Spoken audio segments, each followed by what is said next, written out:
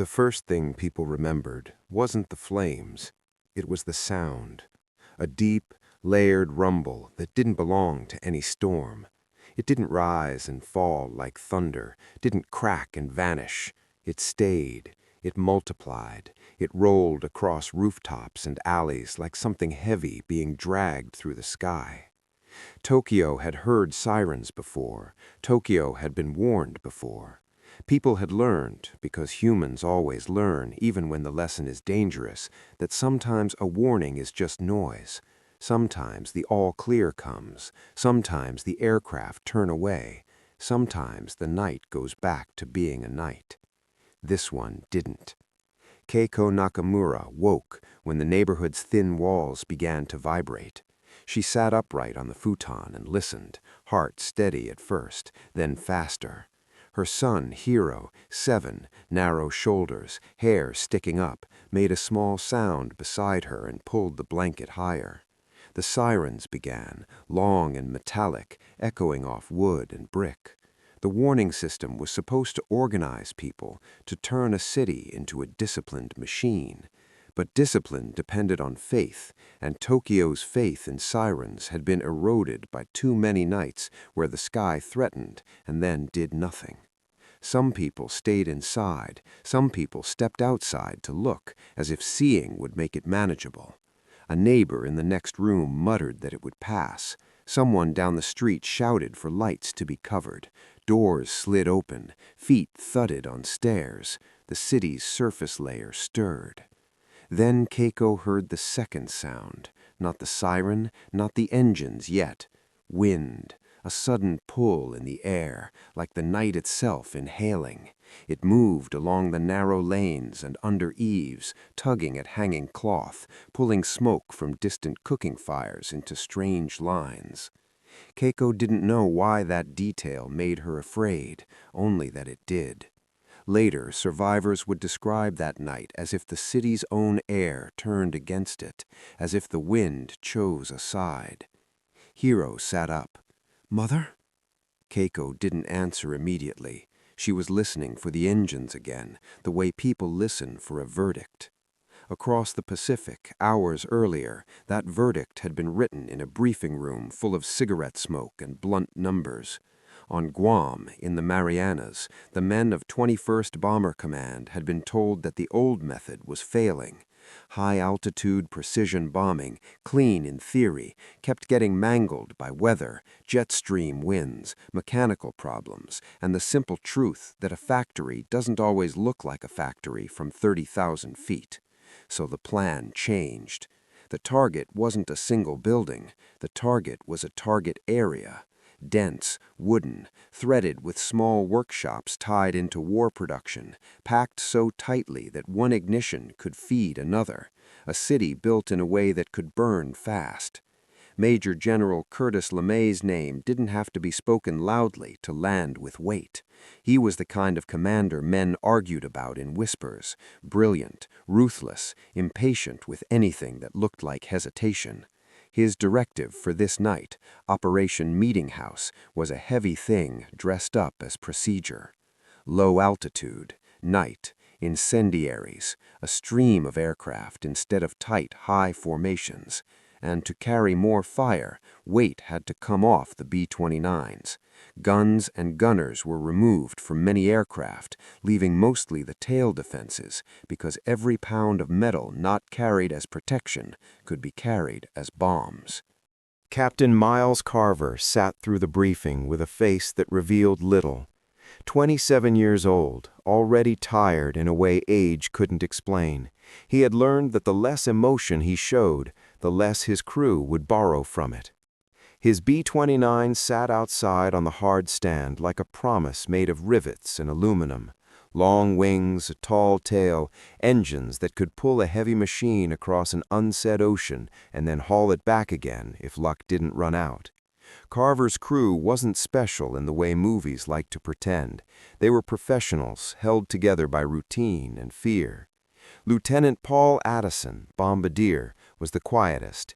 He spoke in checklists and short confirmations. He liked numbers because numbers didn't argue with him. Staff Sergeant Red Hanley, flight engineer, had the hands of a mechanic and the temperament of a man who trusted gauges more than optimism. Lieutenant Frank Ochoa, navigator, had a map case that looked worn enough to have been dragged through every ocean in the Pacific. In the rear, the gunners were mostly silent, because their job was waiting in darkness for a light that meant someone was trying to kill them. During the briefing, someone asked about Japanese night fighters. Someone asked about flak.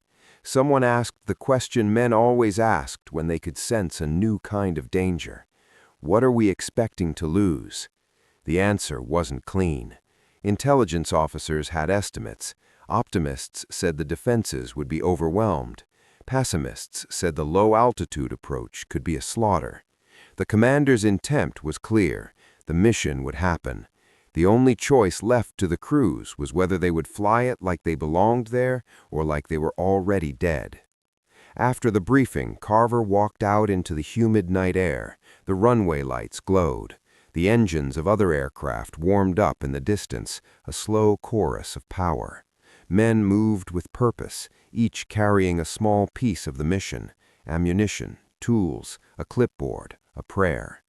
Carver climbed into the cockpit and ran his hands over the controls like a man checking a familiar weapon.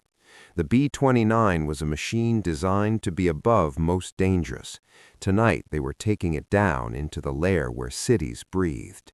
As the aircraft rolled and lifted, the noise of the base receded and the ocean swallowed the world beneath them. Guam became a low smear of lights, then nothing. The Pacific became an endless black surface, broken by moon reflection. The crew settled into the long transit rhythm, hours of flight, hours of engines humming, hours of tension held in the body like a clenched fist. Men ate small rations, drank from canteens, avoided talking too much because talking made the destination feel closer. Carver kept checking the instrument panel. Oil pressure, cylinder head temperatures, fuel flow. The B-29's engines were powerful but temperamental, and the truth was always the same. It didn't matter how perfect the plan was if the machine decided to quit. As they flew north, Ochoa gave periodic updates: heading, time, wind. The words were calm, but each one was a step closer to the city that would soon be visible from the horizon. In Tokyo, Keiko pulled on her coat and forced Hiroshi's arms through his sleeves. She moved with a speed that surprised her. Panic, when it arrived, didn't always look like screaming. Sometimes it looked like efficiency. Outside, neighbors stood in the lane and looked up. The sky was dark, but not empty. Far away, at first like distant bees, then heavier, the engines began to appear as a sound you could feel through the soles of your feet. Someone shouted that the aircraft were low. Someone else shouted that Tokyo had strong defenses, that the guns would drive them away, that they should stay calm. The words were not convincing. They were the kind of words people used to keep their own minds from breaking. Keiko took Hiro's hand and started moving toward what she thought would be safer: wider streets, open space, water. People had learned to seek canals and rivers in raids because water didn't burn. The lesson was logical. It was also incomplete. As Keiko moved, she saw civil defense wardens wearing armbands, trying to direct foot traffic like a school drill. Their whistles sounded thin under the building engine roar. The wardens' faces were tight, the expressions of men who were supposed to be in control and could feel control sliding away. A child cried. Someone tripped. A man carrying a bundle bumped into Keiko and didn't apologize. Above Tokyo, the first aircraft arrived like the tip of a spear. At 12:08 a.m. on March 10th, the first incendiaries dropped. The initial fires didn't look like the explosions people imagined. They looked like sudden blossoms, small, bright, fast. Then more of them, laid in deliberate patterns. The pathfinders marked the target with fire, including an enormous X meant to be visible to the bomber stream that followed. In Carver's cockpit, the glow appeared before the coastline was visible. It sat on the horizon like a bruise, spreading under the skin of night. No one said Tokyo out loud when they saw it. The word felt too big. The aircraft began descending to the planned altitude, lower than many crews had flown over enemy territory. The sensation changed immediately. At high altitude, danger felt distant and abstract. At low altitude, it felt close enough to touch. Hanley called out temperatures. Carver listened and adjusted. Addison checked his bomb sight equipment, even though radar and visual cues would matter more tonight. The divisional navigation lights were dim. The interphone carried short bursts of communication, mostly functional. Then the flak started. Japanese anti-aircraft guns weren't firing blindly. They were firing into a sky full of noise, smoke, and confusion, trying to catch heavy bombers slipping past at low altitude. Searchlights stabbed upward in slow arcs, catching pieces of cloud and smoke, sometimes landing on an aircraft long enough for gunners to feel their stomachs tighten. A B-29 ahead of Carver's aircraft got caught briefly in a beam, its fuselage painted pale and vulnerable. Bursts of flak popped around it like black flowers. The bomber kept going. The beam slid away. Carver felt his jaw tighten. He kept the aircraft steady because steadiness was a kind of armor. Over Tokyo, the air was already changing. Heat rose from the initial fires and pulled wind with it. The city's own structure, wood, paper, closely packed buildings, fed the ignition. Fire moved from roof to roof not as isolated points, but as connected lines. Keiko reached a wider avenue with Hiro and saw what fear looked like at scale. Hundreds of people moving in the same direction, not running yet, but walking fast, faces turned toward the orange glow. Some carried bedding, some carried pots, some carried nothing except children. A policeman tried to direct traffic with a baton. He shouted instructions that kept getting swallowed by noise. People did not disobey him out of malice. They disobeyed because the body does not process order well when it senses heat and smoke approaching. Keiko kept moving. She didn't talk much to Hiro because words were an extra step. She squeezed his hand until he made a small sound of discomfort, then loosened slightly, then tightened again when the crowd pushed. Hiro looked up at the sky and saw a dark shape pass overhead, then another, then dozens. He couldn't comprehend what he was seeing, only that it was enormous. In Carver's bomber, Addison's voice came calm over the interphone. Approaching run. Carver lined up toward the marked area. The glow below was brighter now, and it wasn't a single point. It was a region. Fire drew its own boundaries. The bomb bay doors opened. A rush of cold air slammed through the aircraft's belly, carrying with it an odor that none of them expected to smell at altitude. Burned wood, oil, something chemical and sharp. It was the smell of a city becoming fuel. Addison began his count. The plane shuddered as Carver fought turbulence. Updrafts from the growing blaze pushed the bomber upward unexpectedly, then dropped it. It felt like hitting invisible waves. Some aircraft would later be lost, partly because these updrafts and chaos could damage them or throw them into danger. "Steady," Addison said. "Steady. Steady." Carver forced the nose level. Hanley watched temperatures spike and warned Carver not to over-torque the engines. Every correction was a trade: control versus strain, speed versus stability, survival versus mission success. Bombs away. The aircraft lurched as weight dropped. Thousands of pounds of incendiaries left the belly and fell into a target area already burning. For a moment, no one cheered. There was no triumphant noise. There was only the strange physical sensation of being lighter, and the knowledge that what they had just released would not land on a runway, it would land on streets. Carver banked away and caught a glimpse behind him. Tokyo below looked like a living thing on fire, moving at the edges. The marked X was still visible, but it was already being swallowed by the larger burn. Keiko reached a canal with Hiro, like thousands of others.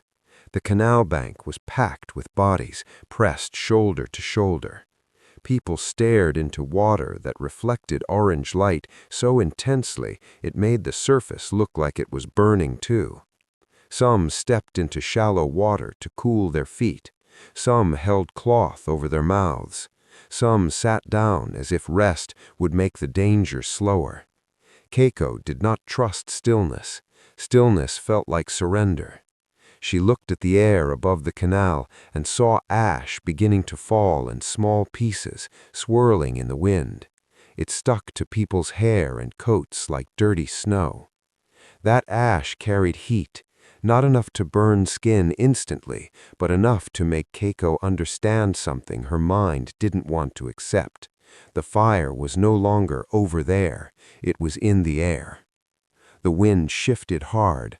Smoke rolled down onto the canal bank in a thick, suffocating wave. The crowd coughed as one organism.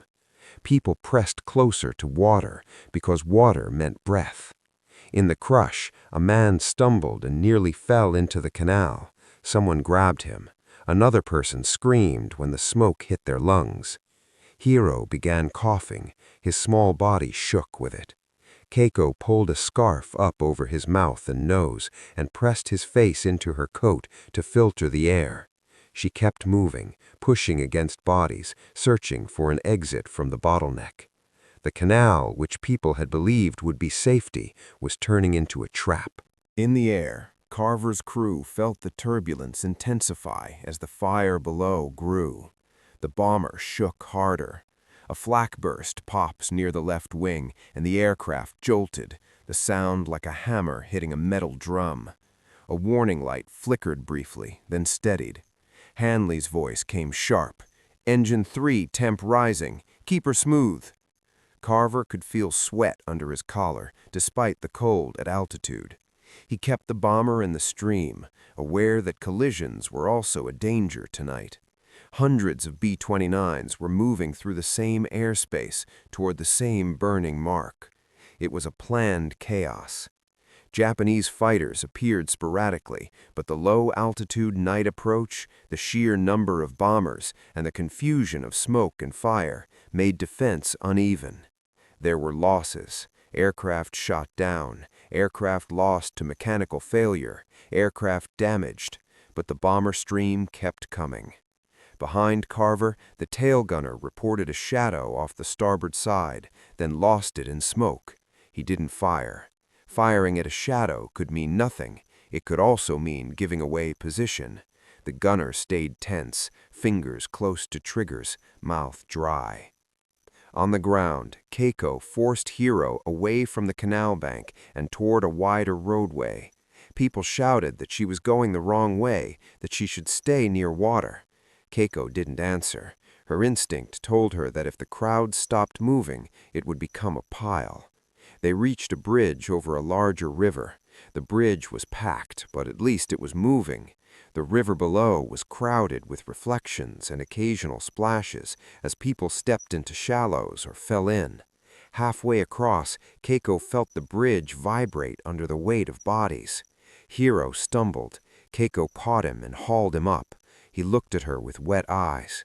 "Is it morning?" he asked. Keiko looked at the sky. It was still night, but the city's glow made it feel like dawn had come from below. "Not yet," she said, and hated herself for how small the words sounded. The heat increased as they crossed into a district where fires had already linked up. Keiko could feel it against her face like an open oven. People's hair moved in wind drawn by the blaze, pulled toward the fire like the city was being inhaled into it. Somewhere nearby, a wooden row of houses ignited almost at once, flame climbing walls as if the buildings had been soaked. People ran, but the streets were narrow. Heat pushed them from behind. Smoke pushed them down. Keiko saw a man carrying an elderly woman on his back. He staggered. The crowd shoved past him. The man's face was gray with effort. Keiko wanted to help. She didn't. She kept moving because she understood a brutal truth. If she stopped, Hiro might not move again. In the bomber stream, more incendiaries dropped into the target area. The raid's success came from its density, the sheer volume of fire falling into a concentrated zone.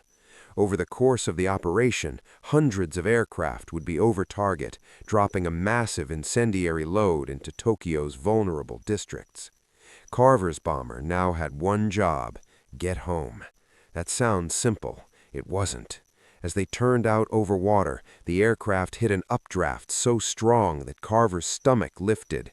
The plane climbed abruptly. Instruments bounced. Loose items rattled. Carver corrected gently, aware that sharp inputs could overstress the airframe or stall them at the wrong moment. Hanley called out again. "Engine 3's still hot. Don't push her." Carver didn't respond with reassurance. He responded with action. A subtle reduction in power, a careful adjustment in pitch. The engineer's numbers were now the crew's oxygen. Behind them, Tokyo continued burning, an open area near a larger stone building. It wasn't a shelter, not officially, but stone didn't ignite the way wood did, and open space meant less immediate heat. People collapsed on the ground, mouths open, breathing like fish. Keiko sat with Hiro pressed against her side.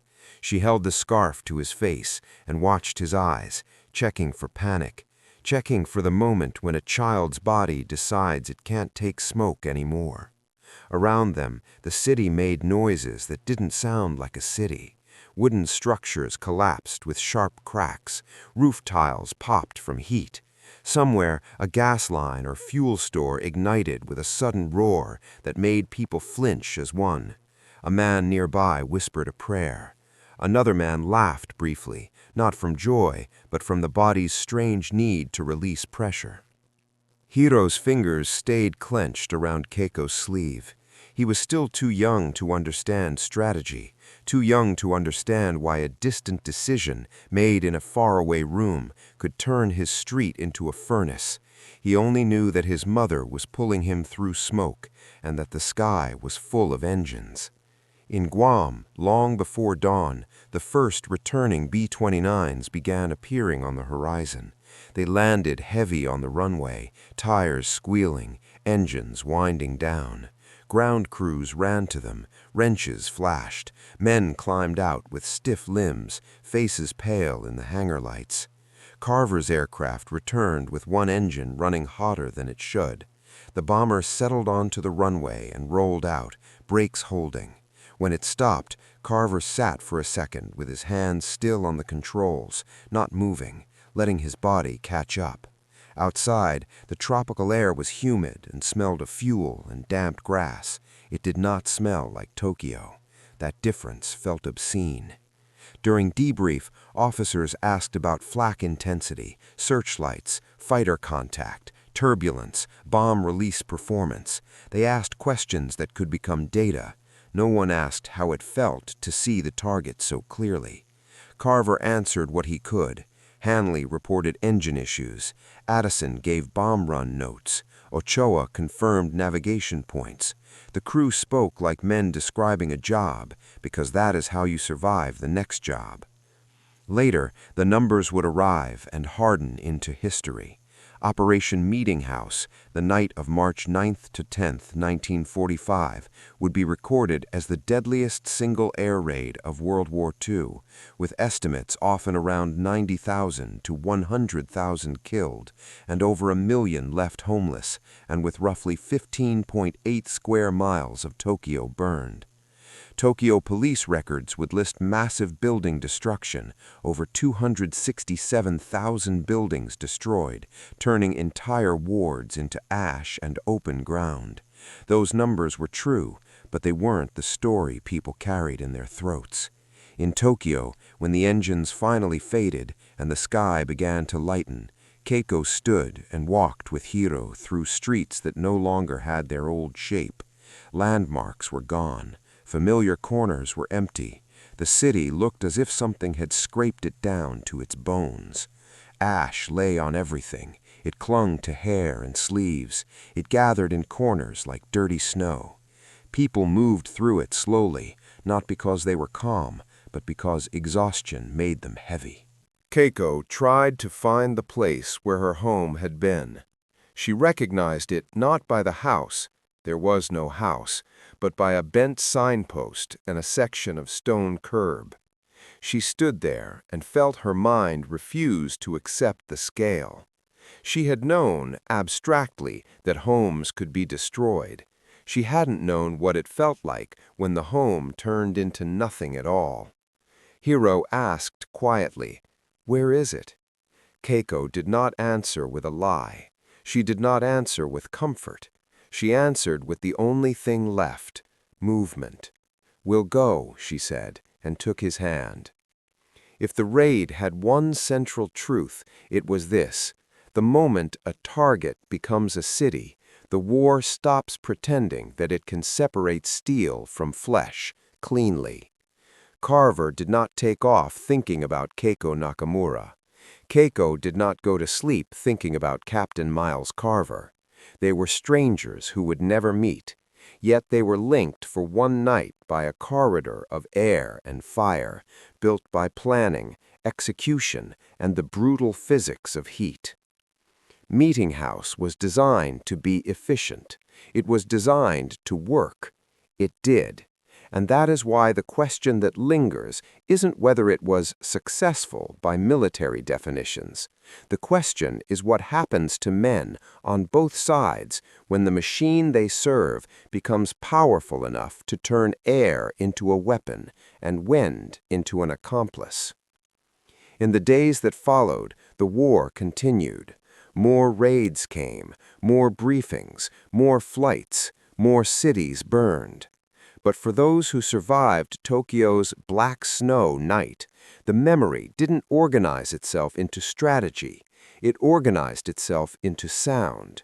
The engines that wouldn't stop, the sirens that didn't matter, the roar of fire that sounded like the city being ripped open. And for men like Carver, the memory organized into a different sound, the quiet after landing, when the engines finally died and the world tried to pretend that what happened over Tokyo was just another mission on a clipboard.